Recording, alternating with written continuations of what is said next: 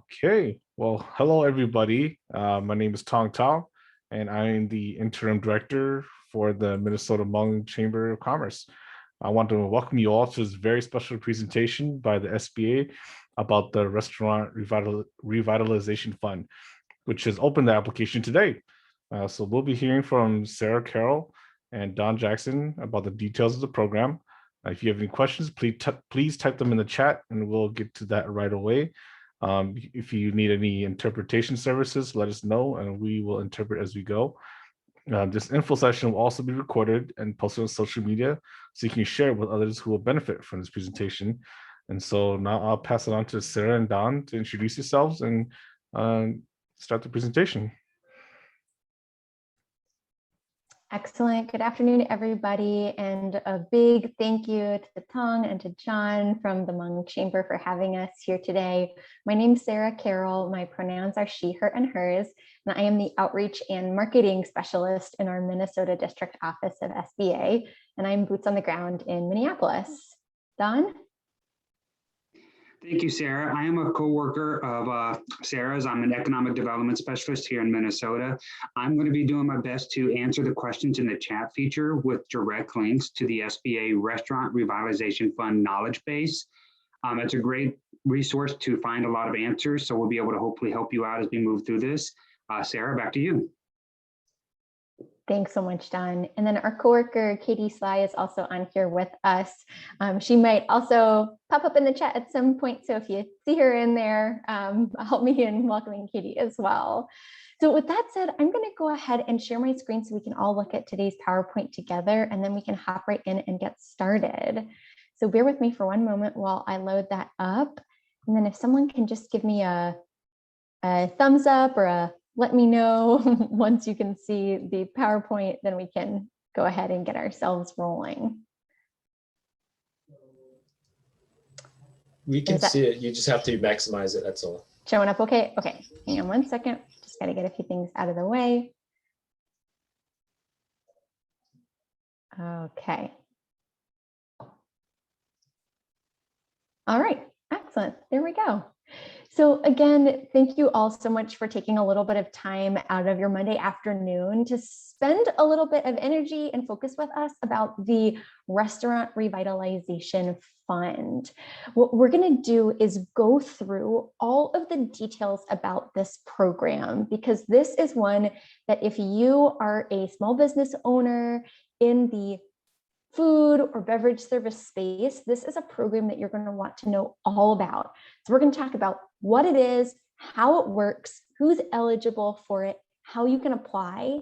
And then at the very end of going through the presentation, we'll do an open Q&A where anyone who would like would be, of course, welcome to take themselves off mute and ask a question out loud. And of course, in the meanwhile, like my coworker Don mentioned, he's going to be in the chat. So if you have any questions at all as we go along, definitely feel free to pop them in the chat and we'll try and scoop those up and get those answered as we go along here. And if this is the first time that you've ever interacted with the Small Business Administration, I just want to say a particular welcome to you. The Small Business Administration, or SBA, is a federal agency, the nation's agency focused on helping small businesses like yours to start, to grow, to expand, and to recover. And recovery, especially right now, because we have lots of resources to help small businesses through COVID-19. And Restaurant Revitalization Fund is just one of many. So let's start by talking about RRF and how it works. So at any point throughout today, if you hear me say RRF, I'm referring to the Restaurant Revitalization Fund. And what this program is last month on March 11th, the American Rescue Plan Act became law. And part of that act was that it established the Restaurant Revitalization Fund. This program is a big pool of money. It's $28.6 billion. And the American Rescue Plan Act authorized SBA, authorized our agency to award funds out to businesses. This big pool of money remains available until it's all spent up. And folks need to use this fund for eligible uses no later than March 11th, 2023. And we're going to break that down and talk about how it works. At the top level, at the 20,000-foot view, this program is, for all intents and purposes, a grant. It's an award that does not need to be paid back for food service and beverage service entities to give them some working capital to help them to survive COVID-19. So let's break it down and talk about who is eligible for this program. So I'm going to say a little bit about who's eligible, and you're going to hear me repeat this phrase many times over the course of today and probably when we get to questions as well. You can be an eligible entity, you can be an eligible business for this program if you're a business that is not permanently closed, where the public or patrons, where your customers assemble for the primary purpose of being served food or drink. So let's say that again. Can't be permanently closed, and your customers need to assemble there for the primary purpose of being served food or drink. So there's lots of different types of entities that fit here. You can be a restaurant, a food stand, a food cart, a food truck. You can be a caterer. You can be a bar, saloon, lounge, tavern, a coffee shop, an ice cream shop, a bakery, a brewery, winery, inn, other places that are licensed premises where you're selling and doing tasting or sampling of alcohol, and other similar types of businesses, again, where your customers are assembling for the primary purpose of being served food or drink. You'll notice a couple of the items here on this slide have little stars next to it, and we'll talk about that as we go along, because some of these types of entities, you have to show us that you are actually doing at least a third of your business, that at least 33% of your gross receipts are coming from on-site sales to the public. We'll talk about that a little bit more as we go along. So those are all the types of entities that are eligible for RRF. So let's talk about who's not eligible for RRF. You cannot get this if you are a state or local government operated business. If as of March 13th, 2020, you owned or operated or had a parent company that owned or operated more than 20 locations, regardless of whether those locations are even in the food or beverage service industry or in other industries. We're going to break that down and talk about that more in a minute. You can't get this if you've applied for or received a shuttered venue operators grant, which is a different COVID-19 resource that we have for venues like theaters and movie theaters, things like that. You can't be publicly traded.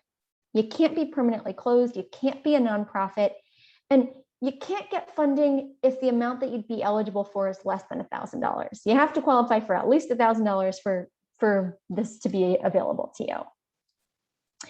So we know the minimum amount you can get is $1,000. What's the maximum amount you can get? You may be able to receive up to $5 million per location, up to a total of $10 million if you have multiple locations or what we call affiliated businesses. And again, we're going to break that down together in a moment. Now, we know we're already over a year into the pandemic. We've got lots of different COVID-19 resources and programs right now. So if you're someone who's already applied for, let's say, the Paycheck Protection Program or the Economic Injury Disaster Loan or other of our SBA COVID-19 relief programs, you might be thinking, well, how is this going to be similar to or different from my experience in going through some of these other COVID-19 programs with SBA? So a few things that you should know. Number one, the Restaurant Revitalization Fund is not alone. If you receive funding from RRF, you do not need to pay it back. If you use it according to the rules of the program for eligible things, and of course, we're going to talk all about what those are, then the money is yours to use for your business and you don't have to pay it back. There's no credit check. There isn't a loan application. There's no interest rate. It's just money that you are eligible to receive. You can think about it sort of like a grant. But unlike our other SBA grant programs, you don't need to be registered in SAM.gov. You don't need a DUNS or a CAGE identifier. Don't worry about it if you've never heard about those things before. Just know that it's not needed for this program. You don't have to worry about it. And then if you're someone who has an ITIN, an individual taxpayer identification number, you can use a valid unexpired ITIN to apply. And you can go to irs.gov to learn more about that and for FAQs. You can be essentially pretty much any form of organization, just about any legal entity type to qualify for this business. So, or for this fund, excuse me. So it doesn't matter if you are a C Corp, an S Corp, a partnership, an LLC, a sole prop, self-employed, an independent contractor, a tribal business, or an LLC taxed as an S Corp or sole prop. You could also be a B Corp. It just doesn't matter what your entity is. Any of these entity types makes you potentially eligible for RRF. We know that there's lots of folks in the restaurant space who are franchises. So you can absolutely be a franchise and potentially qualify for RRF. For that, you just need to make sure that on your application, you write down yes to the question about whether or not you're operating as a franchise. If you meet all of the other program requirements, you're eligible. And when you go ahead and indicate on your application that you're a franchise, you'll see that there's a directory listed. Your franchise needs to be listed on that directory. For any franchise owner operators with us right now, I want you to pay really close attention to something and write something down on your notepad or paper, whatever you're taking notes with. If when you go to apply, if your franchise is not listed in our franchise directory, you need to send an email to franchise@sba.gov to submit your franchise disclosure document and some other documents over to us so that we can try and get you this funding. So again, if you're a franchise, make sure you've written down the email franchise@sba.gov in the unlikely event that when you go to apply, you're not listed on our directory, so we can get you hooked up as a franchise. Now, we also know lots of small businesses in the restaurant and food service space have experienced significant financial difficulty. We know some are facing bankruptcy. So you might be asking yourself, if you're in that position, well, if I'm going through a bankruptcy situation, can I get RRF? And the answer is, in many circumstances, yes. So if you are under an approved plan of reorganization for Chapter 11, Chapter 12, or Chapter 13 bankruptcy and meet all the other eligibility requirements for RRF, then this program is for you. But you cannot get RRF if you're permanently closed, if you're going through a Chapter 7 liquidation bankruptcy, or if you filed for either a Chapter 7, 11, 12, or 13 bankruptcy, but you're not under that approved plan of reorganization. So again, if you're doing Chapter 11, 12, 13, and you're not permanently closed under an approved plan of reorganization, you're good to go. Now, remember when I said that any entity that has 20 or more locations is not eligible? Let's talk more about that right now, because there's some rules about affiliation here.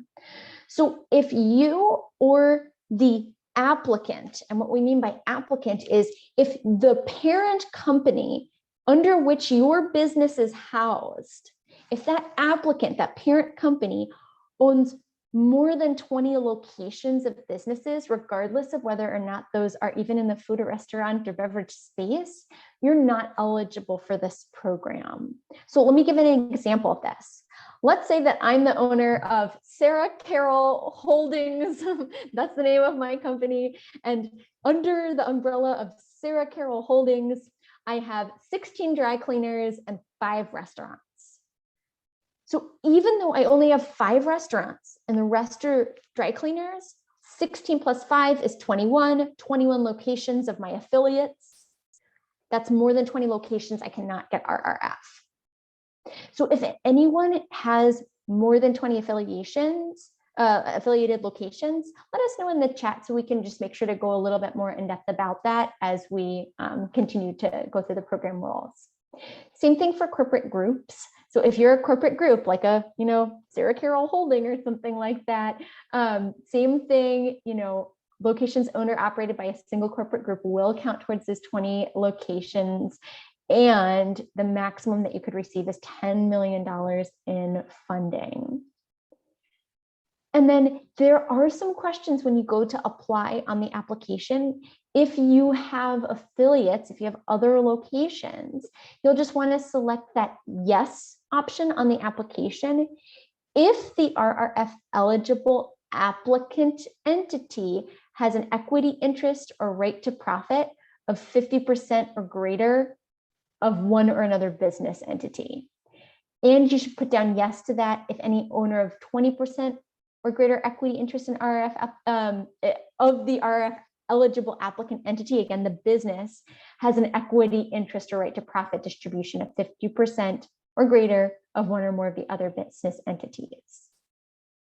Don't have to provide lots of documentation about your other businesses. You're only going to provide documentation about business performance and revenue and things like that, which we'll talk about for the businesses that are eligible for RRF. So for Sarah Carroll Holdings, I would provide all my documentation for my 5 restaurants and not my 16 dry cleaners, but I need to indicate that I have those 16 dry cleaners, if that makes sense. So I mentioned that, again, this is one of many COVID-19 resources and programs that we've had over the course of the last year plus at this point. We know lots of folks have already received or might be currently applying for the Paycheck Protection Program. It's important for you to know that the Paycheck Protection Program and the Restaurant Revitalization Fund impact one another, and this is how. If you receive RRF and you have already received PPP, a forgivable PPP loan in the past, then the amount that you've received from PPP is going to be subtracted from how much you get from RRF. One way to think about this is, if you use RRF according to the rules of the program, it's free money for your business. And if you use PPP according to the rules of that program, it's free money for your business. And we don't like putting folks in a position where they're getting free money twice. So we're going to help you get that free money once. So in that case, if you've already received PPP, just make sure that you're going to be using that same EIN, ITIN, or SSN, Social Security number, that you used on the business for PPP when you apply for RRF. And if you happened to, for example, do first a first draw PPP and then a second draw PPP, and you did them under different EINs, you're going to need to provide those EINs for all of the different entities that received second draw of PPP. If you're in a position where you have maybe only just applied for maybe a second round of Paycheck Protection Program, or you maybe just learned that PPP exists and you've just applied for it, if you go ahead and apply for RRF, the moment you apply, you need to contact your PPP lender and withdraw your outstanding PPP application. Again, we want to put you in a position where you're only getting that free money once, and any PPP you've already been awarded can be subtracted out. But if you have an outstanding application, you'll need to pull that. And then remember, you can't get RRF and the shuttered venue operators grant at the same time. So if you're a restaurant that is also doing, let's say, like ticket sales for live concerts or something like that, you're going to need to choose whether you're going to go for RRF or shuttered venue operators grant. And if you've already applied for shuttered venue operators grant, then RRF is not going to be the right program for you. When you go to apply, you're going to need to certify. You're going to need to make an attestation. So basically saying, like Scout's honor, I swear this to be true. You must certify that current economic uncertainty makes the funding request, makes you getting RRF necessary to support the ongoing or anticipated operations of your business. Now, let's talk next about what you can actually use RRF for. If you can get up to $5 million for your location, $10 million if you have multiple locations, what can you actually use that money for? You can use RRF funds in what I like to think of as 3 different buckets, 3 different categories. Bucket number 1 is business expenses. Bucket number 2 is construction expenses, and bucket number 3 is business debt. So let's break those down. Business expenses, I like to think of sort of as working capital. This is the things that you need to spend money on for the day-to-day normal operations of your business. So that's stuff like your business payroll costs, your business utility payments, your business maintenance expenses, your business supplies, your business food and beverage expenses for your inventory, for your raw materials, for your supplier costs, for your business operating expenses. So maybe you need to make insurance payments or do some marketing or pay for a couple of hours of your lawyer's time for the business, things like that. All of those are considered business expenses. All of those are good uses for RRF. The next bucket is construction expenses. There is just one type of construction expense that you can use RRF on, and that is to construct outdoor seating.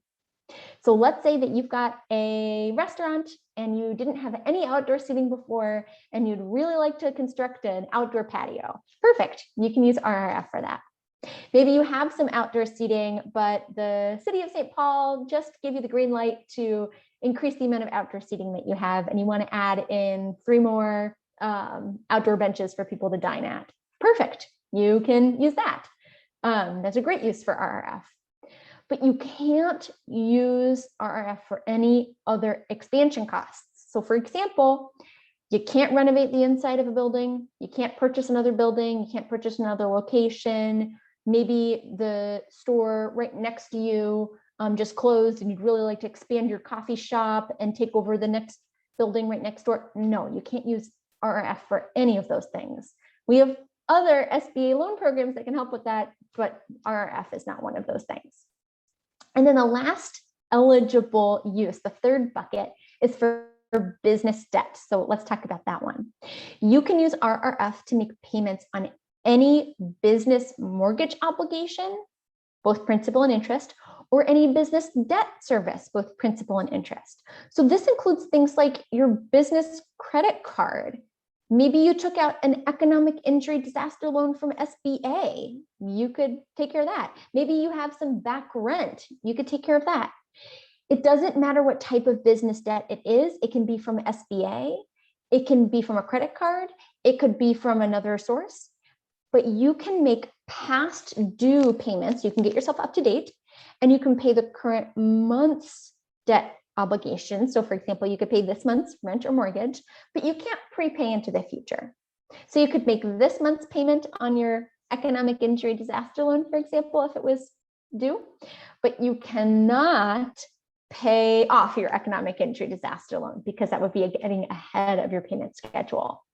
So those are the 3 things that you can use the money for.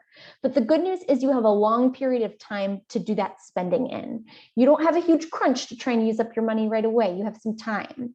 So you can use the funds anytime between when you get the money and for any expenses that were and are occurred between February 15th, 2020. So basically an expense that started approximately when the pandemic began, and March 11th, 2023, 2 years in the future.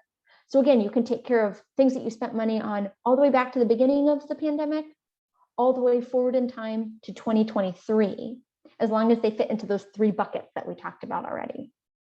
Now, let's say that you're in the unfortunate position where your business permanently closes.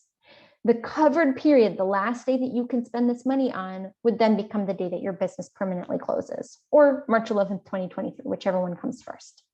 And if March 11th, 2023 rolls around and you still have money sitting from RRF that you couldn't find an eligible use for, you need to give that back to the government. Those funds need to be returned to SBA. You have some reporting requirements. So let's say that you do get RRF, and that money hits your bank account and you start using it for, let's say, your food truck. And you've used up all of the money that you received from RRF. At the very end, when the total awarded funds have been exhausted, you've spent the last penny of the money you've gotten from RRF, you will need to provide a detailed expenditure report and certification, a report detailing exactly how you spent that money that you certify for a required period. And let's say that this December rolls around. It's December 2021, but you haven't used all the money in RRF that you've received yet. We're going to ask you to provide self-reported, unaudited data detailing the use of the funds that you've already received. So this December rolls around, you still have money remaining from RRF, but you've spent some of it. We're going to ask you to give us some unaudited, self-reported data about how you've used that funding so far. And you'll need to do that every year until you either use up all of your funds and finish up that use of funds assessment at the very end, or through 2023 at the very end of the program. Because this is a brand new program, there's going to be plenty of additional guidance that's going to come out down the road in the coming weeks, detailing what you need to do for reporting requirements. But we want you to know about it ahead of time so you know what to anticipate and so you can keep really good record keeping. Okay, let's talk about the math. How much money are you specifically going to be able to get for your business? How are we going to be calculating how much you are going to be able to receive? So there's actually 4 different ways that we can calculate how much RRF you're going to get. And it all depends on when you opened your business and how many different businesses you have. So let's go one at a time and we'll break down each of the calculations, and they're all really simple and straightforward. So calculation number 1 that we're looking at the screen right now is for applicants, for businesses that were in operation prior to or on January 1st, 2019. So this calculation we're about to talk about is for you if your business was around for all of 2019. And the way we're going to calculate how much you get in RRF is we're going to take your 2019 gross receipts, the gross number of everything that you generated in receipts, all of the sales, every single thing that you had coming in through your coffers in 2019, the year before the pandemic, minus your 2020 gross receipts, everything that you had coming in sales, all those gross receipts for 2020, that's the year the pandemic hit, minus any PPP that you got. So notice what this calculation is doing. It's saying, how did you do in the full year prior to the pandemic? Okay, then let's look at how you did in the year of the pandemic. And we're going to take the difference so that RRF can make up for the gross receipts that you lost between a normal year, the year before the pandemic, and when the pandemic began. And then remember, we're not going to give you that free money twice. So if you got any PPP, we'll take that out of there too. Now, let's say you opened your brewery halfway through 2019. What do? Calculation number 2 is for you. If you opened halfway through or partway through 2019. So what we're going to do for you is we're going to take your average 2019 monthly gross receipts, how you did on the average month for gross receipts in 2019, and we're going to multiply that out by 12 so that we would get a snapshot of what your full year would have been like if you were around for the whole year. And then we're going to take out your 2020 gross receipts, and then we're going to take out PPP. If you're in the situation for calculation number 2, you can also use calculation 3, which I'm about to show you, but it might make life more complicated and slow to get an answer on your RRF application. So what's calculation 3 for? This is for those businesses that had the just absolutely terrible bad luck of starting a new restaurant or bar or a food truck or winery basically during the pandemic. So this is for folks who began their operations on or between January 1st, 2020 and March 10th, 2021. And you haven't even opened yet. You haven't even done your first sale potentially, but you've incurred eligible expenses. So you don't have to have started selling. You don't have to have started having people come to your location to eat or drink. But if you've already started spending money on those 3 buckets, on those eligible business operating expenses, on constructing outdoor seating, or on paying for your business debt so far, we can get you RRF. The whole idea here is we don't want to penalize people who are entrepreneurial during one of the biggest economic crises in our lifetime. So what we're going to do for you is, in your situation, what we're going to do is say, okay, how much did you spend on all of those eligible expenses between when the pandemic started and March 2021? So between when the pandemic started and last month. Take everything that you spent on those working capital expenses, on constructing the patio, on paying off the business credit card, all those things. And then we're going to subtract out any sales that you have done to date. So we'll take out your 2020 and your 2021 gross receipts, and we'll take out any PPP that you've received. Now, what do you do if you have multiple locations and they would fall under different calculations? Maybe you had your flagship ice cream shop and you just opened up an ice cream truck that moves from location to location, and that ice cream truck you were going to start last summer, so July 2020, right during the middle of the pandemic, what do you do there? Because then we'd have two different calculations. Well, easy, in that situation, we're going to let you use separate calculation methods that fit each of the businesses. So we'd use calculation number 3 for the ice cream truck, calculation number 1 for the flagship ice cream shop, and then add them together, aggregate them. Remember, you're still capped at $10 million total for the applicant, for that parent company business and all its affiliates. Now you might be saying, well, hang on a second. You're asking me to compare my 2019 gross receipts to my 2020 gross receipts.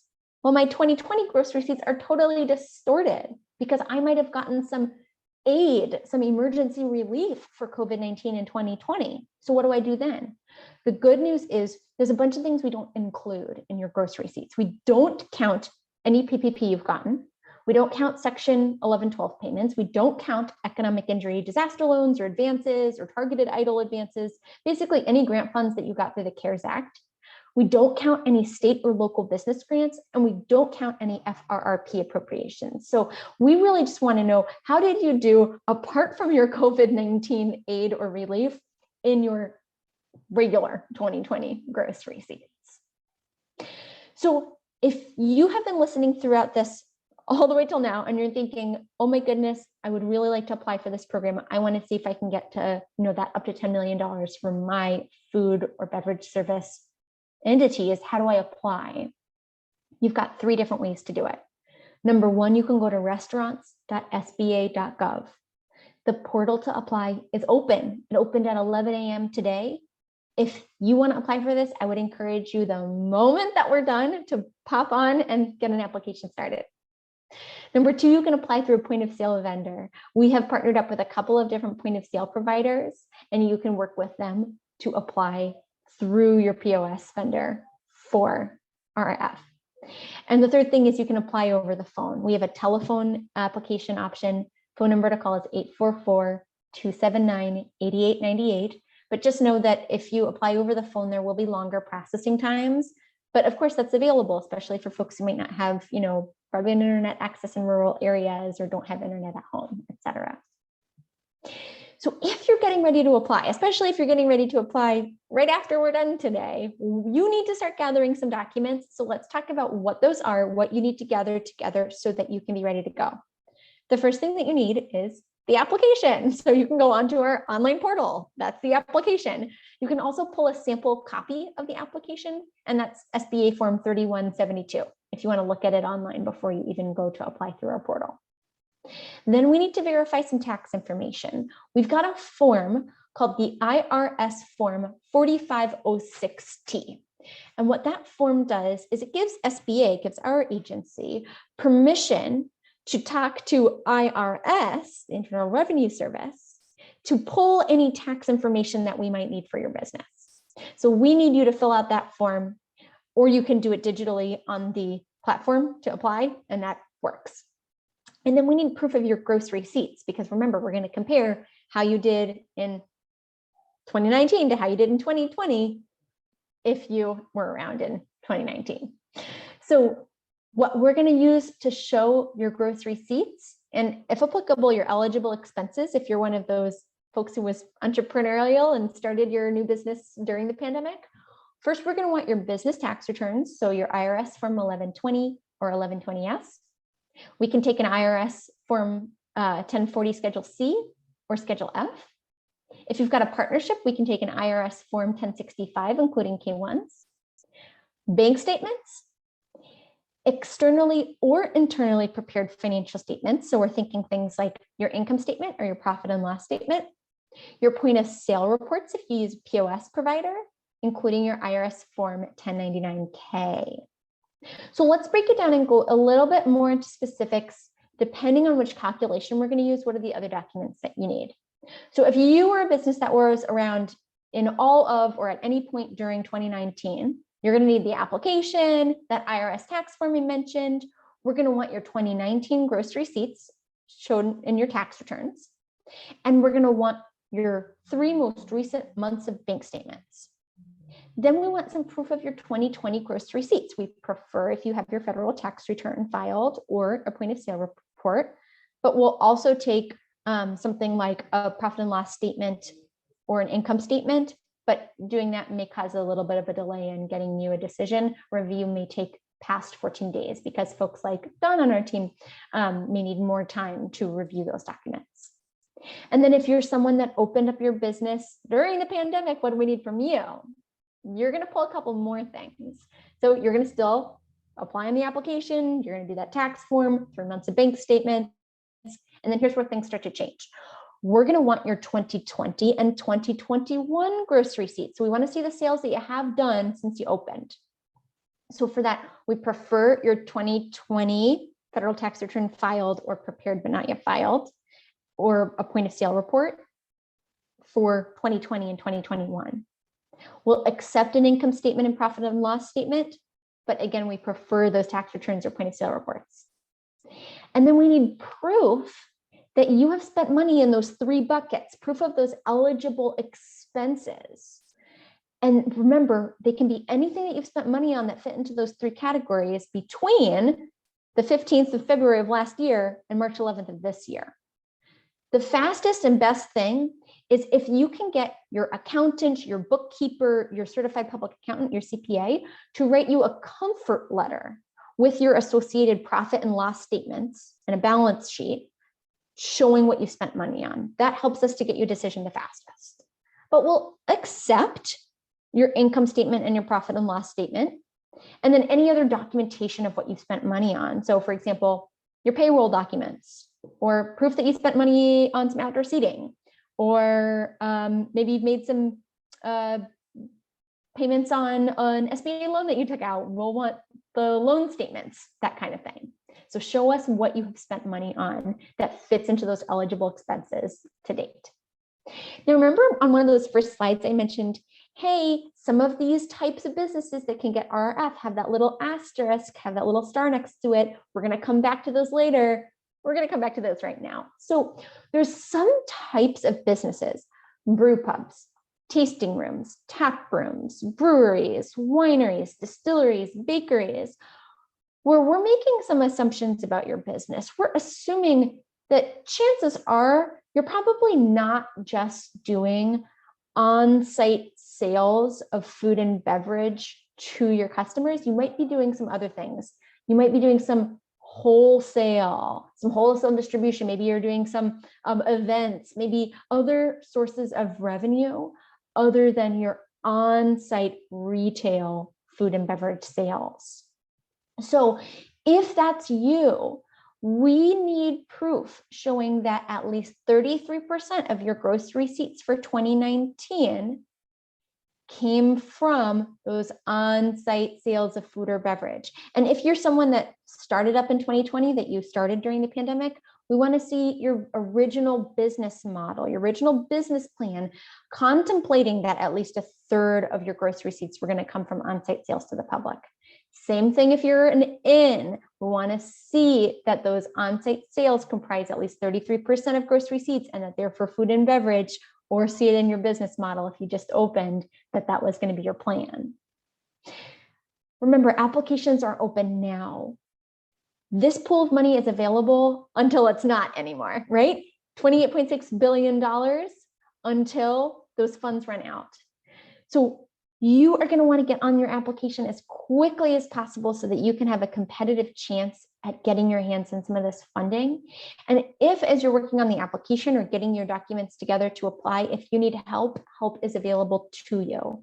So let's break that down. We have a call center hotline. That is a great place to call if you have questions about anything related to RRF. The number is 1-844-279-8898. Then there's our team, our Minnesota district office, boots on the ground in Minnesota. We would love to help you. So contact us.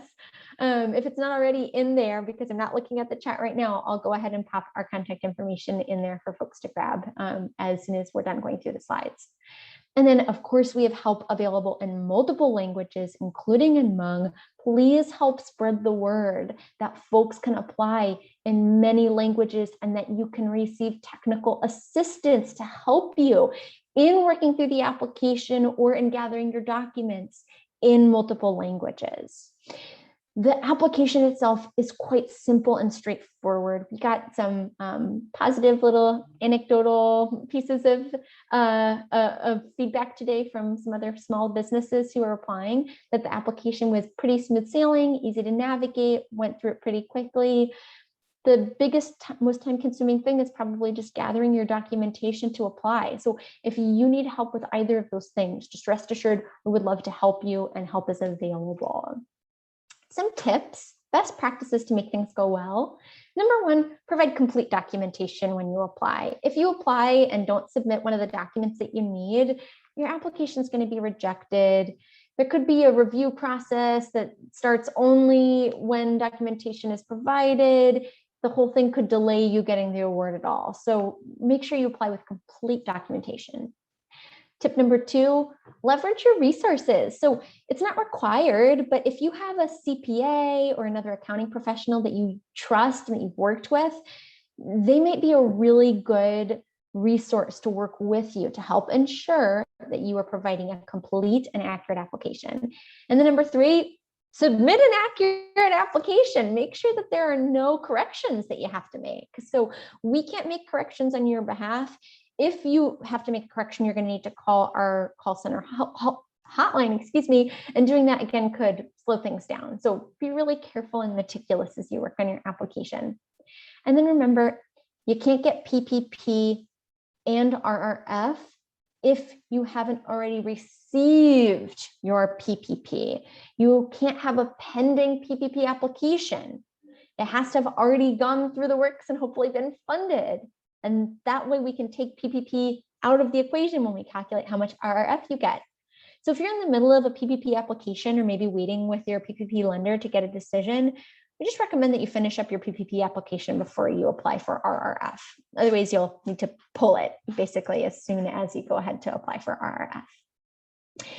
So we are in the priority period right now. We're on day one of the fund being open for applications. So as of today, we've made it so that anyone can apply, but only priority applicants are going to get funded first. And here's some good news. If you are a woman, a veteran, and or a socially and economically disadvantaged applicant, you will be funded first. You will be funded during the first 21 days of the program. And anyone who considers themselves Hmong, anyone who is Asian American or Pacific Islander, is going to automatically be considered a priority applicant. We'll talk about that more in a moment. And then on day 22, all eligible applications will be processed and funded until program funds are exhausted. So let's break down those priority groups a little bit more. A business concern, the entity that is at least 51% owned and managed on a daily basis, controlled by a woman, veteran, or socially and economically disadvantaged individual, is going to be considered a priority. You just have to self-certify in the application that you meet the eligibility requirements. So let's say, for example, that you own a restaurant and you yourself are Hmong, but you also have a business partner who is not economically and socially disadvantaged, not a veteran, not a woman, and you own 51% of the business, they own 49% of the business, you are considered a priority group because you are 51% ownership and you fall into the socially and economically disadvantaged category. Anyone who is essentially BIPOC, Black, Indigenous, or person of color, so we're thinking folks who are Black, Hispanic, Native American, Asian, Pacific American, subcontinent Asian Americans, etc., are automatically considered to be priority applicants under the socially disadvantaged individuals category. You can also be an economically disadvantaged individual. So these are socially disadvantaged individuals whose ability to compete in the free market has been impaired because of diminished capital and credit opportunities as compared to others in the same business area who are not socially disadvantaged. So we're trying to level the playing field here for folks who've been subjected to racial or ethnic prejudice or cultural bias because of their identity as a member of a group without regard to their individual qualities, or who have experienced these barriers, those impairments in their business because of the lack of other opportunities as compared to other small business owners. So again, anyone who's Hmong is automatically going to be considered a priority applicant, which means you're going to be in that group of folks who will be funded first. Important to know, you can't reorganize your entity just to qualify for the priority period. That would get you automatically disqualified for the award. So let's go back to that restaurant owner example. Let's say it's actually you are the 49% restaurant owner and your partner who is not in a priority group is the 51% restaurant owner. And it's just the two of you in ownership. And you think, oh no, I'm not the 51% owner. Let's quickly switch things around and all become 51% so we can be in the priority period. That'll disqualify your application. So please don't do that. We have some funding set asides. So we have $5 billion of the pool of money of the entire $28.6 billion pie. $5 billion is set aside for applicants who had 2019 gross receipts of not more than $500,000. And then another $4 billion was set aside for applicants with 2019 gross receipts of $500,001 to $1.5 million. And then another $500 million set aside for the smallest of the small. So for those with 2019 gross receipts of no more than $50,000. So we've carved out the pie to make sure that some of the smaller small businesses still get a really nice claim at this money. So we just covered a lot of ground, and this application again is open right now. So at this point, let's talk about how you can stay in touch with us, how we can make sure that we're continuing to get you the best and most accurate information. And then we can open things up for Q&A to make sure that if you want to apply for this and you have a question, we can get that information into your hands right away and you can go apply basically immediately. All of my contact information is on the screen right here. If you want to reach out to our team, the best way to do it right now is by sending an email to our office mailbox. Our email address is minneapolis.mn@sba.gov. Our entire team monitors that email. We get to folks quite quickly because we draw on our entire team's availability and expertise. Maybe a little tiny bit slower right now as we're helping folks under high volume, but it's one of the fastest ways to have us get back to you. So again, that's minneapolis.mn@sba.gov. And then if you're not already, I'd really encourage you to get on our email list. That's one of the places that we send out really important updates, policy updates, deadline reminders, all sorts of things around programs like RRF. So you can go onto our website, just go into your favorite search browser, type in Minnesota District Office SBA, will pop right up, and you'll see right on our main page a little option for you to hop onto our email list and subscribe.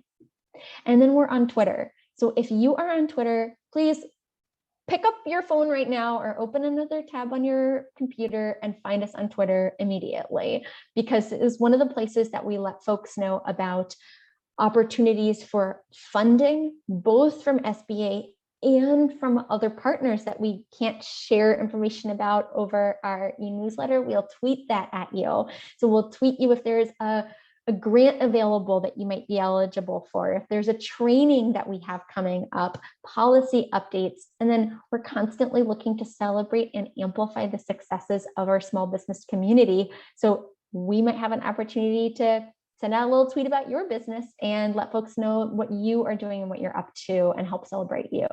So again, give us a follow on there. Our handle is @SBA_Minnesota.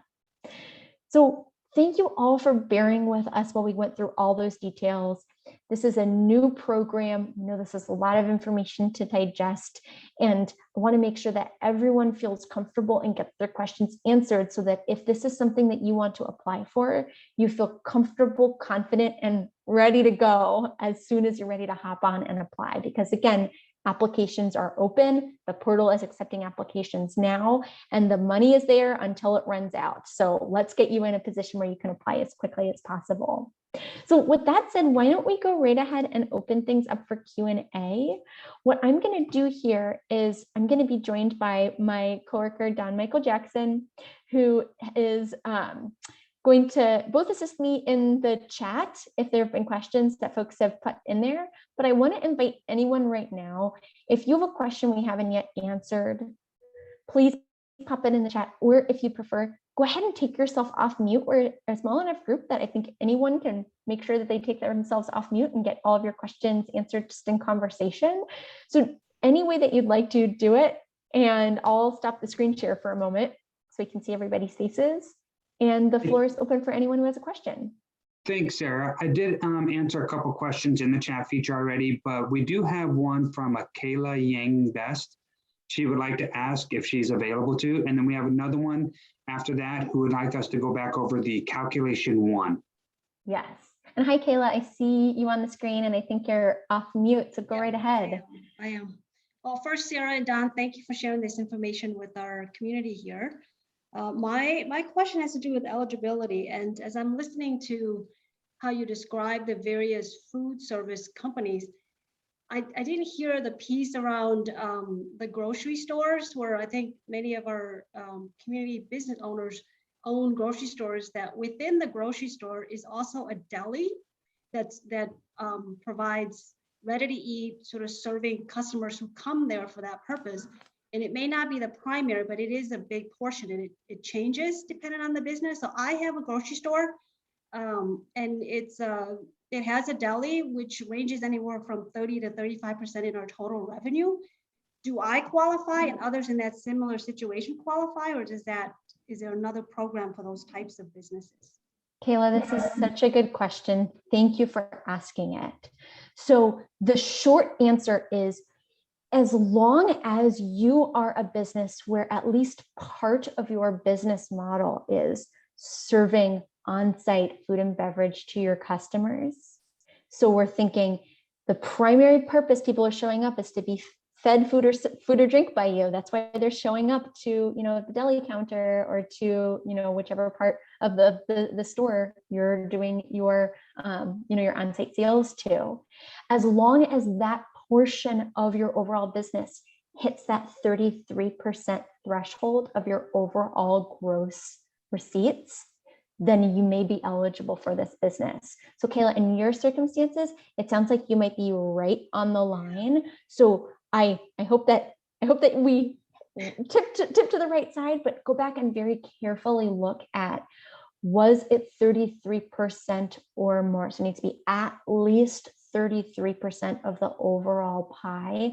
And then again, for other folks, or for folks who have just started, maybe they just opened up their grocery store and they've got that, sandwich bar or deli inside, and they just opened it within the last year. We want to see in your business model that you planned in the model that at least 33% of sales were going to come from those on-site food or beverage sales. Kayla, does that answer that question for you? Yeah, definitely.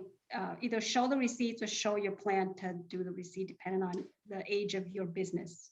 Exactly. And just remember, we only can see the plan if you were not in existence in 2019 at all. Otherwise, we actually need to see your real performance. So Kayla, it really does sound like you're right on the line. And if, as you yourself do go to apply, if you notice, oh no, it was 32% and you just missed it by a tiny, tiny bit, please reach out to our district office and let us know, because of course we have other COVID-19 resources and other resource partners that we're working with right now that may be able to provide you with other opportunities for access to capital or other training opportunities in the event that you are just so close there. But I'm going to cross my fingers and toes for you, Kayla, that it's on the other side so that this could be a fit. Sure. We operate like a B Corp. And so our business model does include the deli to have that revenue to support the social impact part of the business. Some years, we've been around since 2017, and some years we do hit the threshold of it being 33, 30%. We have three, integrated revenue stream from 3 different sources, and the deli is one of those, and it's supposed to hit the 33.333, so that when you add all the 3 parts together, they pull 100%. But yeah, some years it's been below 30, and some years it's been over 35. So it really is that, and so I will reach out. Okay. I think mine might be a little bit unique. Definitely reach out and let us know how that goes. Again, hoping you're on the side that tips over where you can go ahead and apply. Thank you. And I have another question, but I'll let somebody else go. It's a completely different, somewhat related to eligibility, but a little different angle. Kayla, because you're already off mute, do you want to just go ahead and ask it right now? I see that Cervantes also has a hand raised, and we can scoot over to Cervantes next, but why don't you just keep us rolling for right now? Okay, great, thank you. So eligibility, again, I work with a lot of local food manufacturers. They're not food service in the sense of but so the question is there a program like this coming up the pipeline, or is it one that exists that I don't know about? Because, you know, they would love to know about this as well. And I am one of the places where they come to, so be a good resource to have. Yeah, it's a good question. Well, first, Kayla, thanks for you being such a good disseminator of information and for helping to share about SBA resources. So unfortunately, in terms of grant programs or grant-like programs, we only have two types available right now for specific industries. And one is, of course, our restaurants and food and beverage service. And the other is for folks who are venues. So theaters, museums, movie theaters, places that are doing live ticket sales, that sort of thing.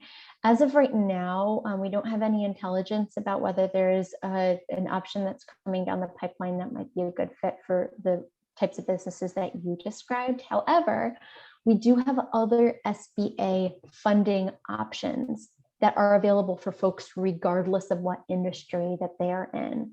We've got the Paycheck Protection Program, we've got the Economic Injury Disaster Loans, and other resources available as well. So as you share that information with folks in your network, Kayla, please encourage them, if they haven't checked out PPP, Economic Injury Disaster Loans or otherwise, to get in touch with us so that we can help them to learn about those and to apply. Thank you. Yep, that's helpful. Thanks, Sarah. Thanks, Kayla. Absolutely. Okay, Cervantes, I see you have a hand raised. If you want to ask a question, the floor is yours. Thank you so much, Sarah, also the team too. Thank you so much. My question regarding the usage, if we are lucky to get a RRF, there's one item called business expense, but you also take out the construction. So we are thinking about, if we are lucky to get the RF, we want to do some like innovation within the premises. But right now it doesn't fit the future operation because the premises of the dining room is actually shut down and opened up several times already. So we want to renovate, make it more easy to operate. So I'm wondering, is that those of renovation costs can be accrued as approved, allowed business expense? Thank you. Cervantes, that's a great question. And I hope I'm pronouncing your name correctly. Let me know if I'm not, because I want to say it right. Okay. So the short answer is unfortunately no, that would not be an allowable expense. You cannot use RRF to remodel or, do what it sounds like, site and design innovation in your premises. That would not be something that you could use RRF for. What you can use it for is outdoor seating, construction of outdoor seating, constructing an outdoor patio, that sort of thing. You can also use RRF if you need to make modifications to your indoor plan to allow you to, let's say, meet social distance guidelines. Maybe you need to put in a different ventilation system so that you can have airflow move in better. That we would count as a business maintenance expense under business expenses. That would be okay. But if we're talking about other internal remodel, you could not use that. The way that we can help you to kind of creatively think about maximizing usage of your RRF funds is, remember, we want to see that the money that you spend out of your RRF chunk of change goes to the allowable expenses that we permit for the program. But that could free up capital that you might otherwise have available for your internal renovations. So maybe the money that you're spending on payroll right now, that can go towards the renovation, and you're going to spend payroll out of RRF. That's the kind of way that we would encourage folks to think about it. How can you shift kind of what fund you're pulling your capital from in order to take care of the things that you need to? And then again, remember, whatever you do, we want really good, clean documentation so that at the end of the year, when it's time for you to provide that, unaudited data, you have really nice records of what you did and how you did it. Sure. Thank you so much. Thank you. You're very welcome. And if there's any follow-up questions to that, Cervantes, let us know. I'll also give a little plug. RRF you can't use for remodeling, but we have other SBA programs that you can use for things like that. For example, we have a microloan program and a 7A loan program. And so if you're someone who's never heard of those programs before, or you're thinking, oh, I'd really love to explore the other SBA loan options available to help me finance doing a remodel to bring my business to the next level, please reach out to our office about that, because we have resources for that. It's just not allowable for RRF. Sure, thank you. Thank you. And again, open call for anyone who'd like to take themselves off of mute to ask a question. Don, are we seeing anything else come up in the chat? I do see one here. Somebody asked, can you go through the eligible spending criteria again, as well as the reporting requirements? Yes, absolutely. This is a good one to go over again, because remember, this is basically free money on the table for your business as long as you use it for eligible expenses. So let's break this down. Remember, there's kind of 3 buckets that you can spend money on for RRF. Bucket number 1 is for eligible business expenses. So again, I like to think about that as working capital. What do you need to turn the wheels of running your business on a daily basis? Maybe you need payroll. Maybe you need to pay a utility bill. Maybe you need to pay for insurance. Maybe you need to buy some inventory or materials. Maybe you've got some maintenance costs. Let's say there's a stove that's broken and need to be fixed. That's the maintenance cost. Those types of things. We're talking about daily operations of the business. Then we've got construction. That's bucket number 2. Construction costs only for outdoor seating. So ask yourself, is the thing that I'm spending money on constructing outdoor seating? If it's, yep, I'm going to put in a patio. Yep, I'm going to put in outdoor seating. Yep, I'm going to expand some outdoor seating. Yep, I'm going to buy some more outdoor chairs and some outdoor planters to kind of buffer in my outdoor area. All that's great. But internal renovations, expanding in another way, no. And then the third and final option for how you can use RRF, that last bucket, is business debt. So money that you owe to other people for the business. That can be something like a mortgage. It can be rent. It could be a credit card. It could be another SBA loan. Like maybe you got a PPP loan and it wasn't totally forgiven. So, you've got a 1% PPP loan, or maybe you have an economic injury disaster loan, or a 7A loan, or a microloan. We have lots of loan programs, right? So maybe you have another form of business debt. You can use RRF to make payments of both your principal and your interest on that debt. If you're behind on a payment, you can get up to date and you can pay the current months, but you can't pay ahead into the future.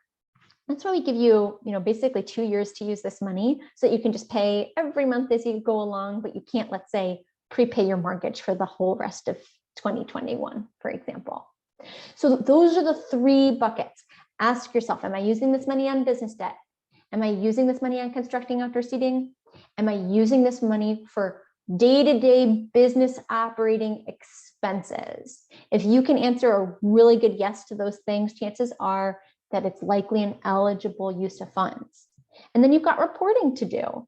So at the end of every year, you're going to have to provide us some data about how you've used the money so far. And then at the end of using up all of the money, when you've spent the last penny of RRF, we're going to have you do basically a report letting us know how you use the entire thing. We are going to be sending out more information about those reporting requirements soon. Just know that it's coming up. So keep really good record keeping. In general, with our COVID-19 resources, we recommend that you take any money that you get from RRF and either put it in its own bank account, or make sure that as you do your bookkeeping, you have a fund specifically within your accounting for RRF, so that as you work on things like cash flow, you are thinking about how you have basically earmarked funds that can't be used for other things in RRF. And then keep a really good log of everything that you've spent on. And I see my coworker, Katie, has her hand up. Katie, is there anything you want to add to that one? And you're on mute. Thank you. I just want to add one note about the eligible expenses. So we know a lot of business owners as well have had to dip into like their personal funds to pay for business expenses. So for this program, for example, if you had any expenses starting in February of 2020 for your business that you had to dip in, like your own personal savings to keep the business going, and you can show that those are business expenses, you can use the RRF to pay yourself back.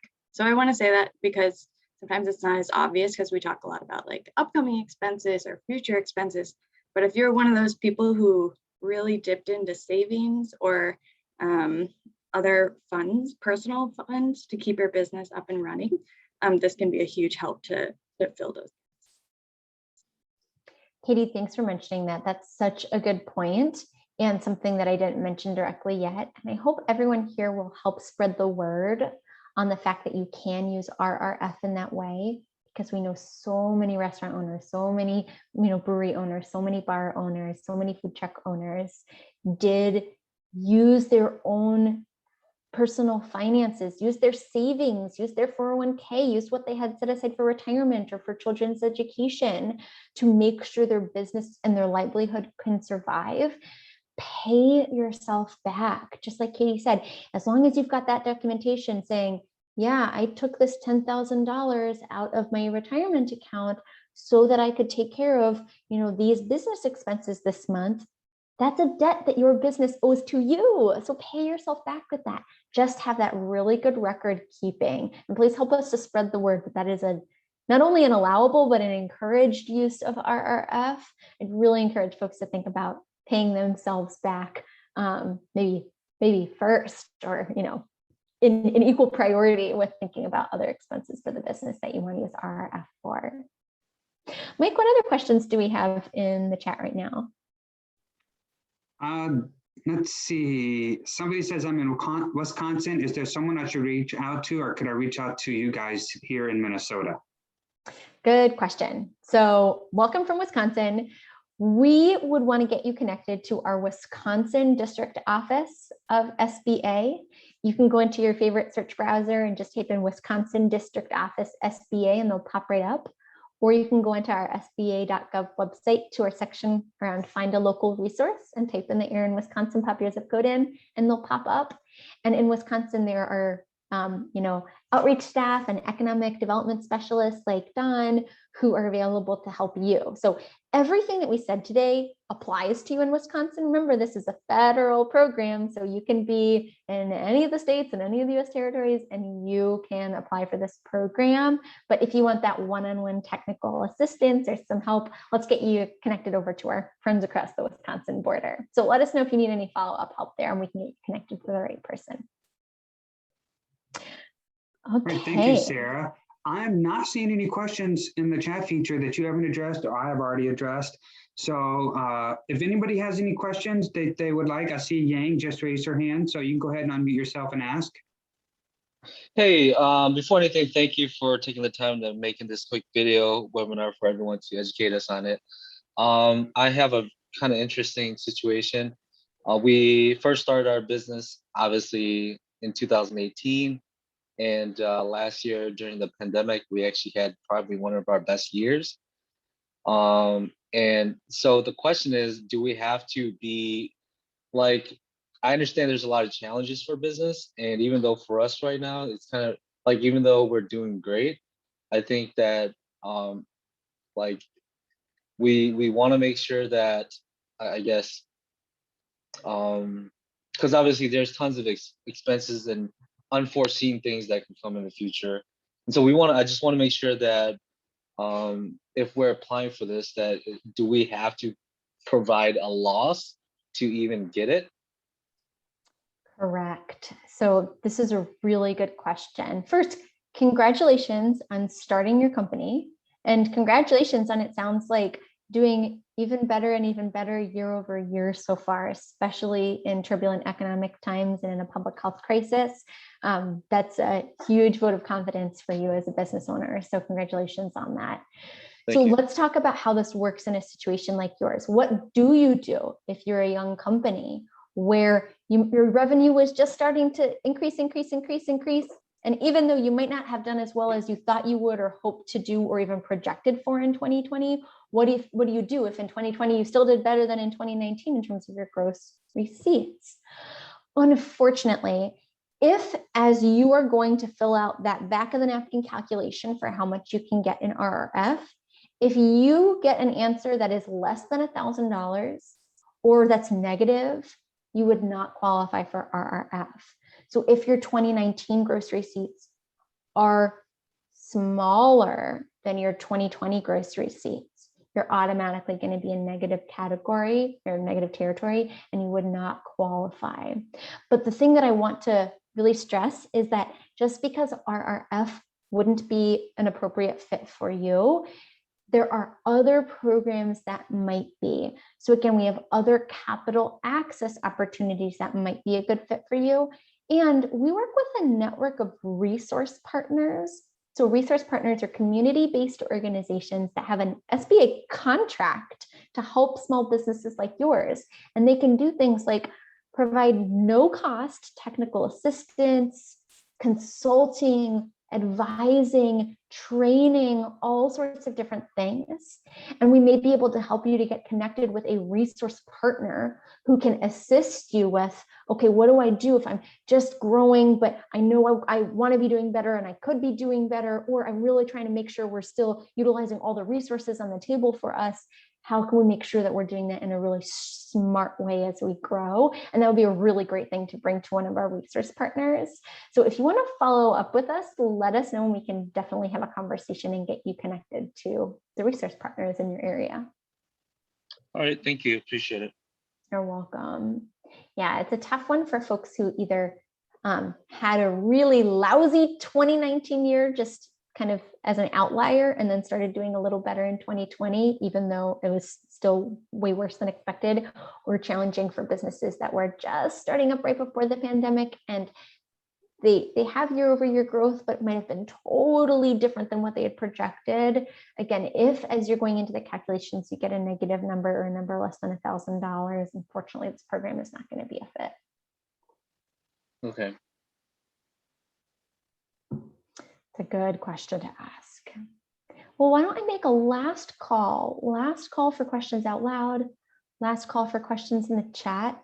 And remember, if you wake up tomorrow morning and have a question, reach out to us. Our email address is minneapolis.mn@sba.gov.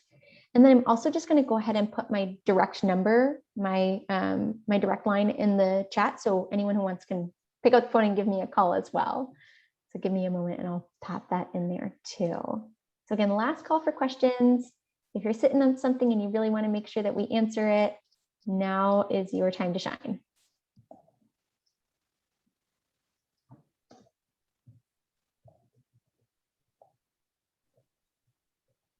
Okay, Sarah, I'm not seeing anything popping in the chat feature yet. So again, like Sarah said, one last call for the chat feature. And also if you want to unmute yourself and ask.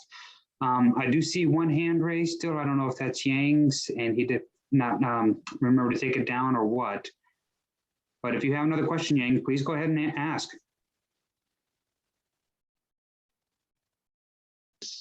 And then a final reminder, stay in touch with us.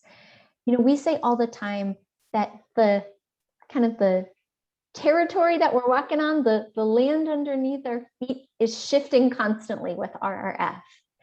Maybe the amount of funding that's in this pool of money will change. Maybe we're going to get some more rules that come out. Maybe we get those new documents letting you know about the reporting requirement. Things shift. We're in a very flexible situation right now. So this is a really important reason why you should stay in touch with us. Find us on Twitter. Our handle's @SBA_Minnesota. Get on our e-newsletter. Go onto our Minnesota District Office website. Subscribe on there. Make sure that you've written down somewhere minneapolis.mn@sba.gov so you can reach out to us and send an email so that we can be there by your side as we just keep moving forward in the process. As we are closing here, Sarah, Don, and Kathy, if you are part of the conversation to design more programs or guidelines that's coming up, it'd be good to know how those work and how we might be able to help feed into that.